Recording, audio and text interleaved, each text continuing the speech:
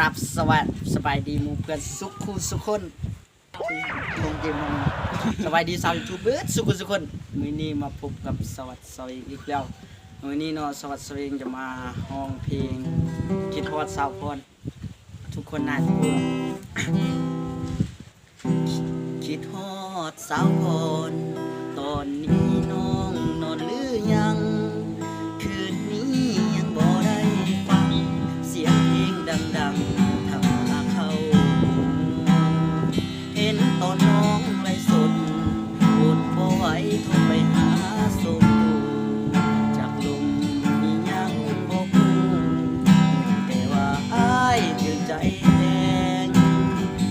สาวพรอาจารย์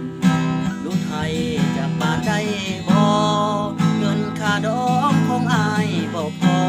เว้าไล่กะดอกอ้ายว่ามันแพงคำตั้ง10 บาทเงินอีกตั้ง55ใส่แก้มแดงอ้ายก็เป็นคนขายแหงแต่หักคำแพงนั้นสุดหัวใจตอนเห็นน้องไล่หัวใจมีแหงทำงานเขาย้องกันเบิดบานสาวพรอาจารย์นั้นห้ามใจอีแม่จุ่มสุมืออยากได้มาเป็นลูกไทยสิขายฮอดหน้าฮอดไทยไปแต่งสาวใบกันได้สาวพรมื้อนี้ได้ข่าว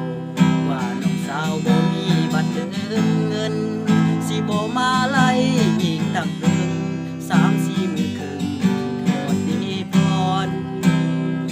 อ้ายอยู่บ่ได้หากบ่เห็นน้องไล่ก็นอนสิออกไปซอกซื้อบัตรก่อนแล้วส่งให้พรทางเฟิร์นเจอฝาก